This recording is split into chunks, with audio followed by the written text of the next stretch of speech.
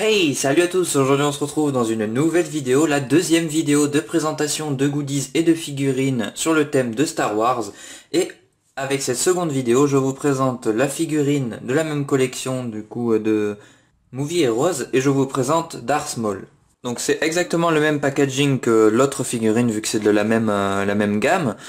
C'est le même prix également, mais il y aura d'autres fonctionnalités qui n'étaient pas disponibles sur la précédente figurine de Dark Vador. Et voici ce qu'on obtient après l'ouverture de la boîte. Donc d'ailleurs j'en ai profité pour vous faire un petit tuto, un mini tuto d'ouverture de boîte. Donc où je vous présenterai la manière pour ouvrir vos blisters sans éclater le papier et pour garder vos boîtes intactes. Donc, cette figurine, qu'est-ce qu'on peut en dire? Bah déjà, elle est très classe. Moi qui adore Darth Maul, bah, je suis vraiment content de l'avoir acheté. Donc, on va commencer direct avec ce qu'il y a dans la boîte. Donc, le double sabre, la figurine et encore ce papier. Donc, avec un code, toujours.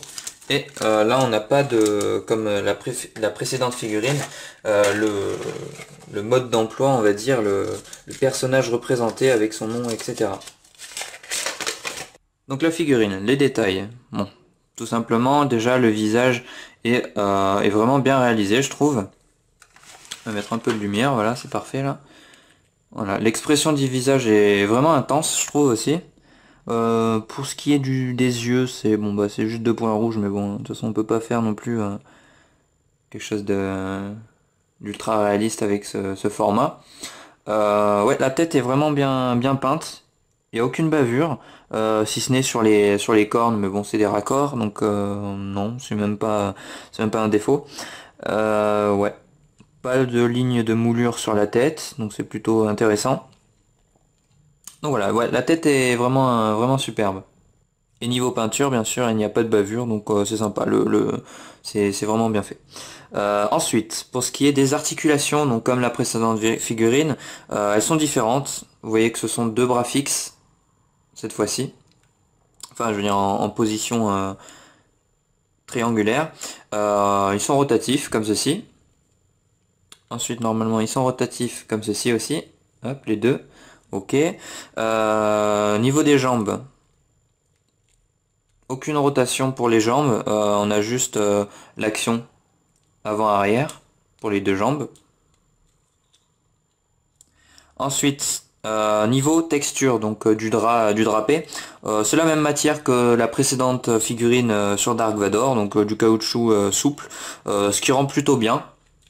C'est mieux que du caoutchouc dur, on peut vraiment manipuler le drap, donc c'est vraiment sympa et ça restitue bien la qualité de gravure des drapés, donc vraiment intéressant.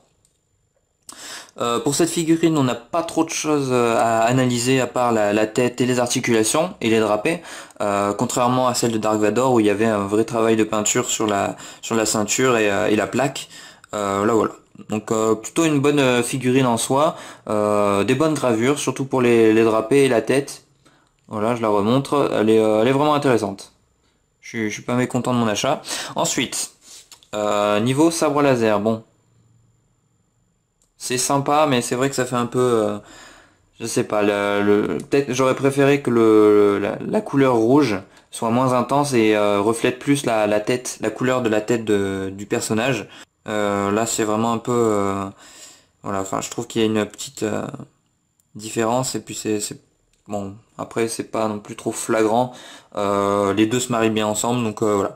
Donc bien sûr, la figurine est faite pour tenir le sabre laser comme ceci. Hop. On peut faire des petits effets comme ceci. Hop. Voilà, je vous mettrai des photos après. Pour qu'elle tienne toute seule, par contre, je sais pas, parce que ils ont l'air d'avoir des jambes assez écartées. Donc bon, voilà.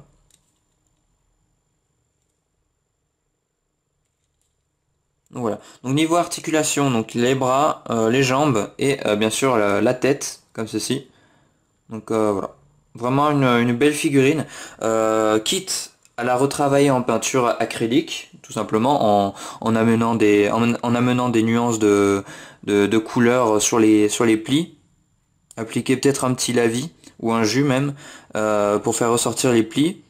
et mettre un côté moins brillant de la figurine, mais vraiment sympa. Ouais, là je suis vraiment étonné de la qualité.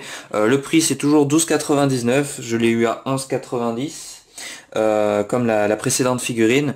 Mais bien sûr les prix varient, vous pouvez en trouver à 20 euros, à 30 dollars, enfin bref, c'est voilà. Donc la moyenne sera également comme l'autre figurine de 12-15 euros. Donc voilà, donc bah si franchement si vous êtes pas trop tenté par l'acheter, si vous hésitez, je vous la conseille vraiment. Elle est vraiment intéressante. Rien que pour la tête, elle est vraiment superbe. Je la trouve vraiment sympa. Hop. Ouais, elle est vraiment sympa. Donc c'est une belle figurine, je vous mets les photos à la suite. On a une tête vraiment très bien gravée. Bon, le sabre laser, bon bah c'est assez bas niveau détail, mais bon ça reste très correct, surtout pour le prix. Et niveau du corps, bah, après de toute façon ça reste du drapé comme le personnage original. Donc bon, il n'y a pas trop de détails ou d'autres choses, d'autres éléments à avoir, si ce n'est ce drapé. Donc pour récapituler les points forts et les points faibles de la figurine, comme l'autre figurine de Dark Vador, les points forts ça va être directement le prix. 12,99 pour une figurine de qualité, c'est vraiment intéressant et c'est assez rare de trouver à ce prix-là, aux alentours de 10 euros, une figurine avec de belles gravures et surtout avec des thèmes tels que Star Wars et surtout avec des licences. Le second point fort, ça va être la gravure. Elle est peut-être un cran en dessous de celle de Dark Vador de la précédente vidéo, mais ça s'explique par les détails qui sont moindres sur le personnage original. Tout simplement sur Dark Vador il y a plus d'éléments et mais la tête franchement est vraiment bien réussie. Il y a plein d'expressions dans le visage et dans le mouvement des drapés, donc vraiment intéressant comme figurine. Moi qui adore ce personnage, je regrette vraiment pas de l'avoir acheté. En point faible, on pourra citer le sabre laser, mais ça reste vraiment très correct pour le prix et pour le type de figurine donné. Niveau détail, on pourra reprendre ça avec de l'acrylique tout simplement par soi-même, donc rien de catastrophique. Des bonnes proportions, des bons détails et surtout une bonne gravure, et c'est vraiment l'essentiel, surtout pour le prix, aux alentours de 10 euros. Donc voilà. Donc, tout comme la figurine de Dark Vador, ce sont deux bonnes figurines. Il existe vraiment un panel très important de figurines de cette gamme. Donc vous avez vraiment quasiment tous les personnages. Donc n'hésitez pas à vous renseigner sur ces figurines qui vaillent le coup d'œil au moins. Et si ça vous intéresse, n'hésitez pas à les acheter. En tout cas pour Dark Vador et Darth Maul, j'essaierai de tester d'autres figurines, de les analyser pour voir un peu ce qu'elles donnent.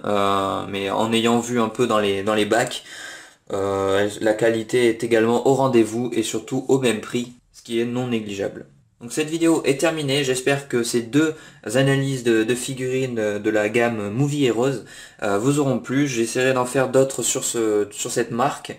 Je vais faire d'autres vidéos sur les Pop Movie également et sur la nouvelle gamme de figurines sur le thème Star Wars qui est sorti. Donc dans les prochains jours, tout simplement, dans les prochaines semaines. Donc n'hésitez pas à aimer la vidéo si elle vous a plu, à poser un commentaire si vous avez des questions, et également à vous abonner sur la chaîne YouTube tout simplement pour plus de vidéos du genre et si le thème vous intéresse. Donc moi je vous dis à plus tard pour de prochaines vidéos. Ciao!